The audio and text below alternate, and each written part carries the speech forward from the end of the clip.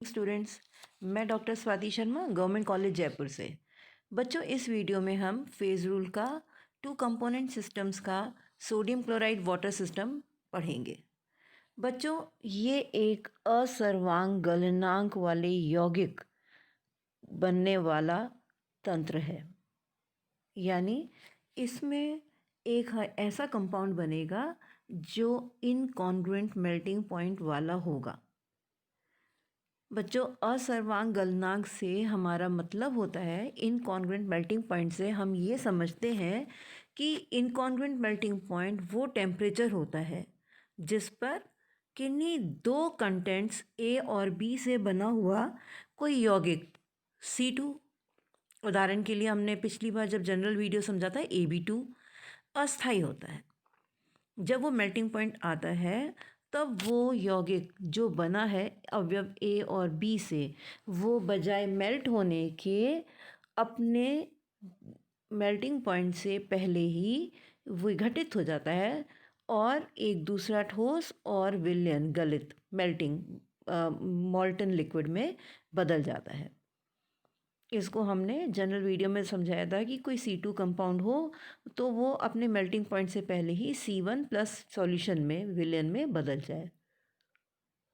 उस incongruent melting point वाले बिंदु पर तीन प्रावस्थाएं इक्विलिब्रियम में होंगी, तीन फेजेस इक्विलिब्रियम में होंगी, साम्य में होंगी। जैसे अगर हम NaCl वाटर सिस्टम का उदाहरण लें तो वहाँ पर NaCl उसका बना हुआ इनकॉन्ग्रुएंट मेल्टिंग पॉइंट वाला कंपाउंड और सॉल्यूशन NaCl.2H2O सॉल्यूशन और ठोस NaCl इक्विलिब्रियम में हो। अब हम पढ़ते हैं NaCl तंत्र को, ये जानते हुए कि ये एक असर्वांक गलनांक यौगिक बनाने वाला तंत्र है। और इसका ग्राफ किस प्रकार बनेगा कि दो ग्राफ तो हमें मिलेंगे, दो वक्र दाएं और बाएं, लेकिन बीच वाला जो वक्र है वो पूरा ना हो करके अपने पीक पॉइंट से ही तीसरी लाइन में कन्वर्ट हो जाएगा, जैसा मैंने पहले आपको इनकॉन्ग्रुएंट मेल्टिंग पॉइंट वाले जनरल वीडियो में समझाया था। ठीक है, अब हर तंत्र का फेज रूल, फेज डायग्राम अलग अलग होता है। तो अब देखते हैं NaCl सिस्टम जो उदाहरण लिया गया है उसमें किस प्रकार का डायग्राम बनेगा और उस सिस्टम में क्या क्या है। बच्चों, आप लोगों ने कुल्फ़ियाँ देखी होंगी, कुल्फ़ियाँ खाई होंगी, जो लोकल मटका कुल्फ़ी बेचते हैं, है ना। वो मटका कुल्फ़ी जब हम ख़रीदते हैं, खाते हैं तो वो नमकीन महसूस होती है। ऐसा क्यों होता है?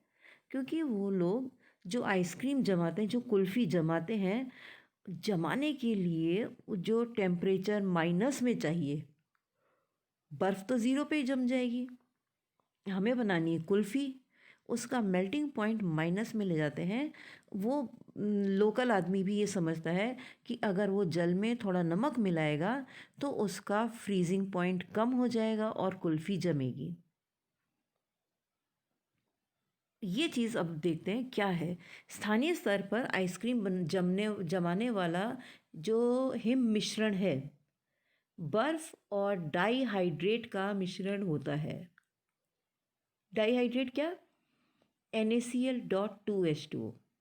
यह मिश्रण 0.15 डिग्री सेंटीग्रेड तक स्थायी होता है। हिम मिश्रण को इस ताप तक गर्म करने पर इसका स्थिर ताप पर निर्जल लवण NaCl में ट्रांजिशन होता है, संक्रमण होता है। जो हम पढ़ रहे थे, संक्रमण पेरिटेक्टिक टेम्परेचर होता है। इस प्रक्रम में, इस प्रोसेस में एक द्रव प्रावस्था बनती है जिसमें ये ध्यान देने लायक, लर्न करने वाली बात है, 26.2% सोडियम क्लोराइड होता है। बाकी का क्या होगा? पानी। इस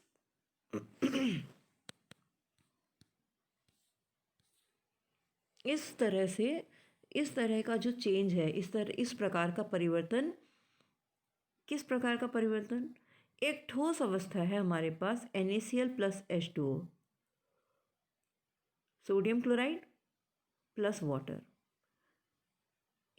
क्या इसमें डिफरेंस है? क्या चीज़ पॉइंट आउट करना चाह रहे हैं? हम दो तरह के सोडियम क्लोराइड की बात कर रहे हैं। एक है NaCl, दूसरा है डाइहाइड्रेट NaCl.2H2O। तो हम बात कर रहे हैं कि इस प्रकार का परिवर्तन जिसमें एक ठोस अवस्था NaCl plus H2O constant temperature पर निश्चित संघटन वाले एक द्रव मिश्रण और निश्चित संघटन वाले एक अन्य ठोस में परिवर्तित होती है। ये टेम्परेचर असर्वांग गलनांक कहलाएगा। ऐसे यौगिक को असर्वांग गलन यौगिक इनकॉन्ग्रुएंट मेल्टिंग कंपाउंड कहेंगे। अब किस प्रकार का यौगिक है, वापस से देखिए। ये हिम मिश्रण जो है डाइहाइड्रेट वाला, ये मिश्रण 0.15 डिग्री सेंटीग्रेड तक स्थायी होता है। हिम मिश्रण को इस ताप तक गर्म करने पर, यानी हमने नीचे टेम्परेचर लिया हुआ है और 0.15 डिग्री सेंटीग्रेड तक गर्म करेंगे तो इसका स्थिर ताप पर निर्जल लवण NaCl में ट्रांजिशन होगा और इस प्रोसेस में एक द्रव प्रावस्था बनेगी जिसमें, यानी जो लिक्विड फेज बन रहा है उसका कंपोजिशन क्या है, 26.2% सोडियम क्लोराइड। ये याद रखना है, 26.2% सोडियम क्लोराइड होगा। और इस प्रकार का परिवर्तन, इस प्रकार का जो चेंज है, किस प्रकार का चेंज, जिसमें एक ठोस अवस्था NaCl plus H2O constant temperature पर स्थिर ताप पर निश्चित संघटन वाले एक द्रव मिश्रण 26.2% वाले 26.2% NaCl वाले यहाँ पर, और निश्चित संघटन वाले एक अन्य ठोस यहाँ पर NaCl.2H2O में परिवर्तित होती है। असर्वांग गलनांक गलन कहलाती है और ये प्रक्रिया असर्वांग गलन कहलाती है। मतलब प्रोसेस है वो असर्वांग गलन है, जो टेम्परेचर है वो असर्वांग गलनांक है, और जो यौगिक है NaCl प्लस H2O जो स्थिर यौगिक था इनकॉन्ग्रुएंट मेल्टिंग कंपाउंड कहलाएगा, असर्वांग गलन यौगिक कहलाएगा। वह ताप जिस पर दो अवयव युक्त एक ठोस यौगिक निश्चित संगठन वाले एक द्रव विलयन व एक ठोस में परिवर्तित होते हैं जिनका संगठन मूल यौगिक के संगठन से भिन्न होता है, वो असर्वांग गलनांक कहलाता है। S1 मूल ठोस, नए सॉलिड S3 नए ठोस और विलयन में बदल जाए। असर्वांग गलनांक पर इस प्रकार के विघटन को संक्रमण ट्रांजिशन अथवा मेरिटेक्टिक अथवा पेरिटेक्टिक प्रक्रिया अभिक्रिया कहते हैं।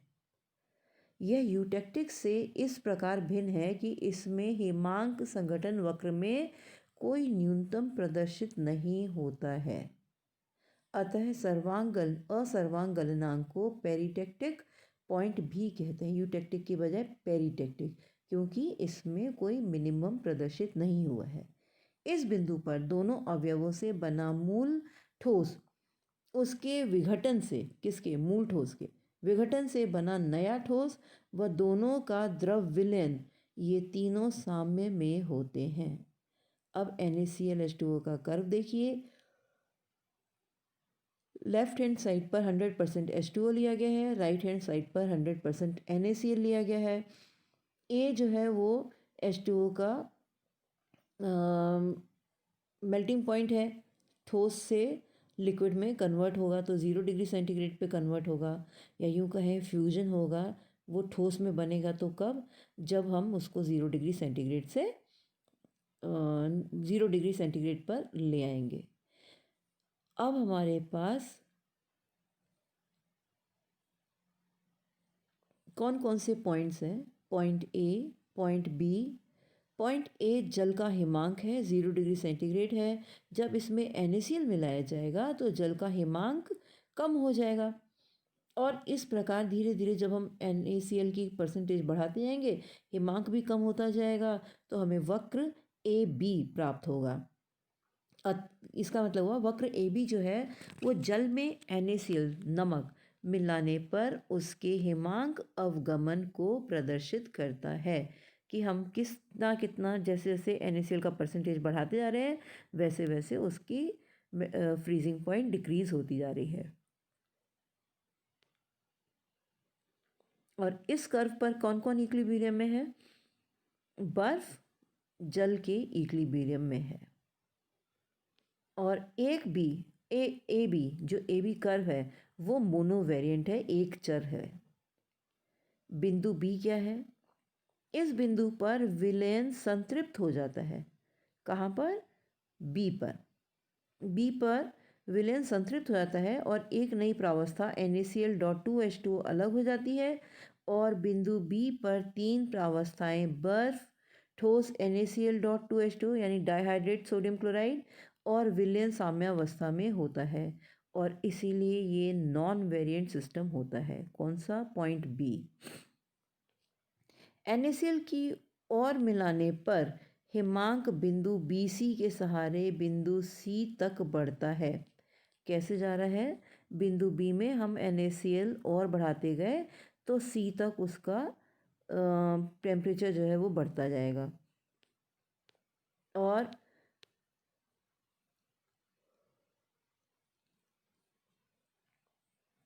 किस पर दो प्रावस्थाएं? NaCl.2H2O व विलयन साम्य होती है किस चीज़ पर? वक्र BC पर। ये हमको खुद स्टडी करना सीखना होगा कि B और से लेकर C तक जब कर्व जा रहा है तो हमारे को किन चीज़ों का इक्विलिब्रियम मिल रहा है? NaCl.2H2O ठोस, ये प्लस सॉल्यूशन विलेन, ये साम्यावस्था में होंगी। ये सैचुरेटेड सॉल्यूशन और ठोस NaCl.2H2O प्लस सॉल्यूशन ये इक्विलिब्रियम में होंगी, ये दो प्रावस्थाएं।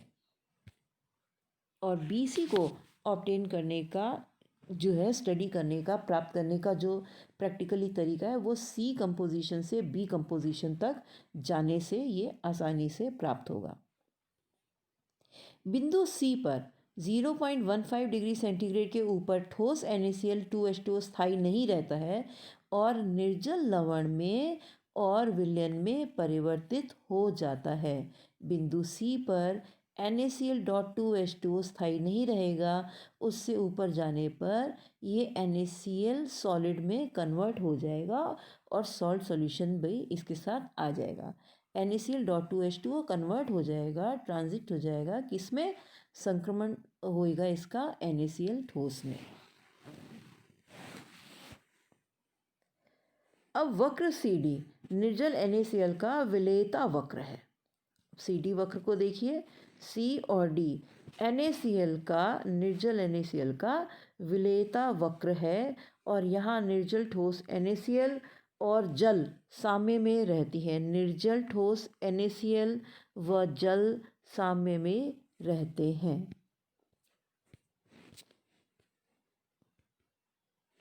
इस इक्वेशन में गलती है। F is equal to 2 minus 2 plus 1 is equal to 1। Degree of freedom 1 बताने के बजाय यहाँ पे 0 बता गए। ये बेसिकली इक्वेशन गलत है। This should be 2 minus 2 plus 2, तब ये 0 होगा। बिंदु C पर ठोस Na व विलयन का संतृप्त NaCl.2H2O का सर्वांग समगलनांक कहलाता है। क्षेत्र ABCD में NaCl का संतृप्त विलयन है, ABE में बर्फ और संतृप्त विलयन है, CDHG में NaCl प्लस संतृप्त विलयन है और CBFG में ठोस NaCl.2H2O प्लस संतृप्त विलयन है। ये हमें एरियाज याद रखने होंगे और हमें ये डायग्राम बहुत अच्छी तरह से बनाना सीखना होगा। ये जो ABE जो हमने ट्रायंगुलर एरिया लिया है उसमें आइस प्लस सॉल्यूशन लिखना चाहा है। ये प्लस माइनस नहीं है, ये है ICE आइस। ये सीरियम प्लस माइनस कुछ नहीं है, ये है ICE आइस। गलती से CE लिख दिया है। इस वीडियो में इतना ही। Thank you.